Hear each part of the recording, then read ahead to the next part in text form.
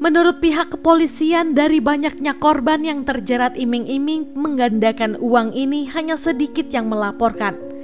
Namun dari jumlah orang yang melaporkan itu, diketahui ada satu korban yang mengaku telah menyetorkan uang sebesar 202 miliar rupiah ke padepokan tersebut.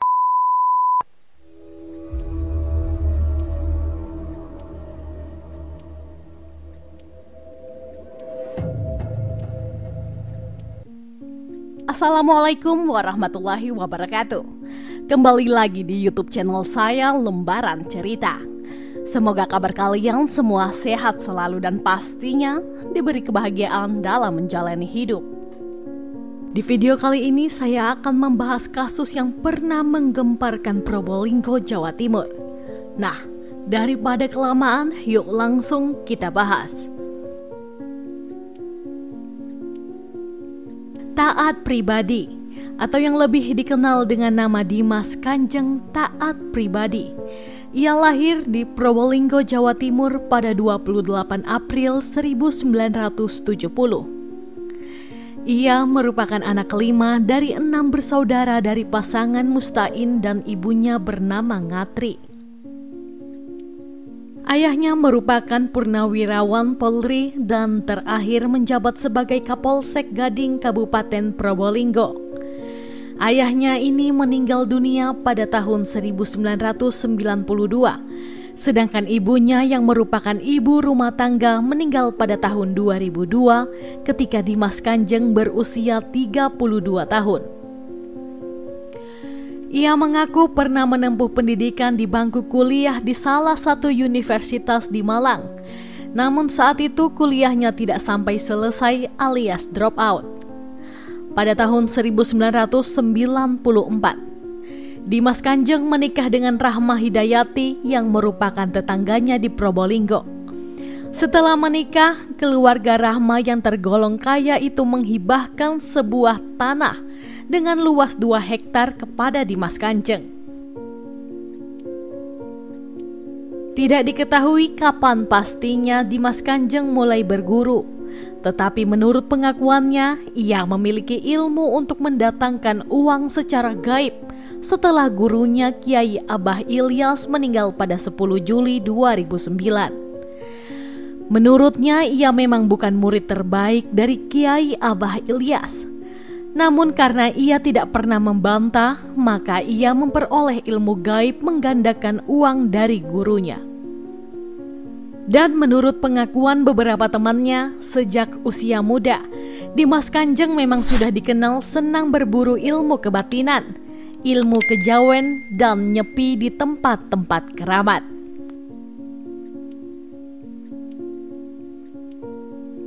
Jauh sebelum padepokan Dimas Kanjeng berdiri, tanah hibah pemberian dari mertua Dimas Kanjeng yang terletak di Desa Wangkal, Kecamatan Gading, Kabupaten Probolinggo ini dulunya adalah Yayasan Amalillah. Yayasan Amalillah sendiri berdiri pada tahun 1999, tetapi sekitar 1 tahun kemudian pada tahun 2000, yayasan tersebut ditutup. Tidak lama setelah Yayasan Amalillah tutup, tempat itu kemudian berganti menjadi padepokan Dimas Kanjeng yang berfokus kepada penarikan benda-benda pusaka. Padepokan Dimas Kanjeng sendiri didirikan oleh 4 orang, yaitu Dimas Kanjeng Taat Pribadi, Ismail Hidayah, Abdul Ghani, dan Al.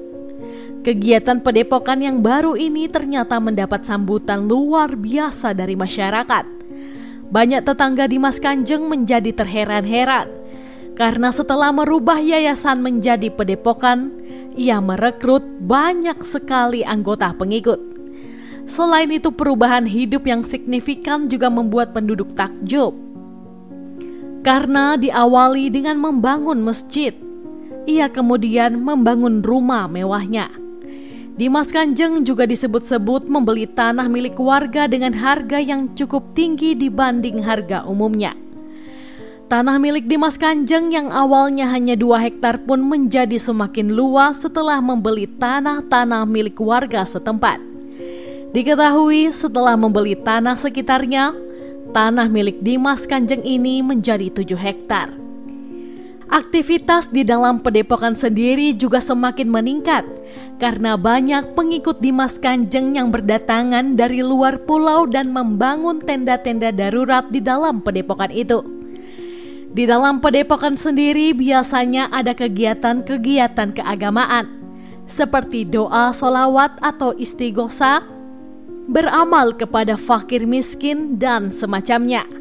Dari pengakuan para pengikutnya diketahui bahwa maksud dan tujuan utama berada di padepokan itu adalah berdoa, beramal, dan menunggu hasil panen menggandakan uang sebagaimana janji Dimas Kanjeng taat pribadi.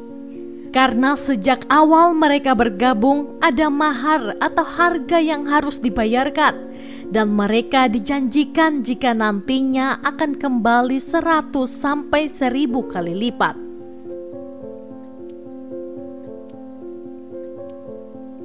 Oh ya teman-teman, sebenarnya saya di sini tidak ingin menjelaskan tentang praktek tipu-tipu yang sudah dilakukan oleh Dimas Kanjeng. Namun semua itu pastinya tidak mungkin.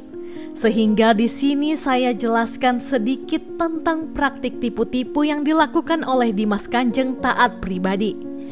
Menurut informasi yang saya gali, untuk menjadi pengikut dari Dimas Kanjeng diketahui memerlukan biaya yang menurut saya juga tidak sedikit.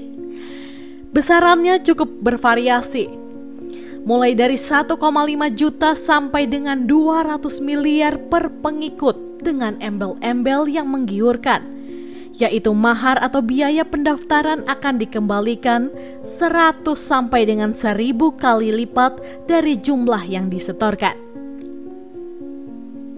Praktek tipu-tipu dengan dalih menggandakan uang ini sudah berlangsung cukup lama. Praktiknya sendiri seperti MLM sehingga korbannya mencapai puluhan ribu orang dan kabarnya hanya tokoh-tokoh penting saja yang mendapatkan hasil dari penggandaan tersebut. Menurut pengakuan para korban penipuan ini, Dimas Kanjeng tidak hanya mampu menggandakan uang saja, namun juga bisa menggandakan emas dan juga permata. Kabarnya para korban tidak melapor ke polisi karena setiap pengikutnya yang sudah menyetorkan uang harus bersumpah dan diperkuat dengan pernyataan tertulis. Selain itu juga ada doktrin-doktrin yang membuat orang tersebut menjadi takut, menurut serta juga bungkam.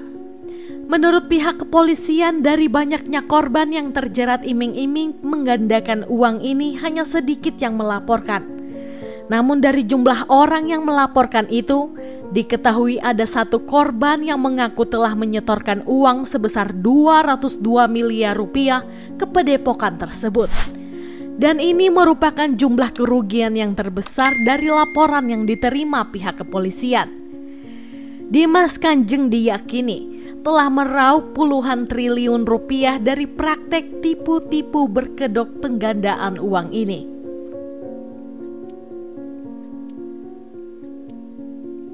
Pada Januari 2015, Dimas Kanjeng menyuruh beberapa pengikutnya untuk mencari eksekutor untuk menghabisi nyawa orang terdekatnya, yaitu Ismail Hidayat, yang merupakan salah satu pendiri padepokan Dimas Kanjeng.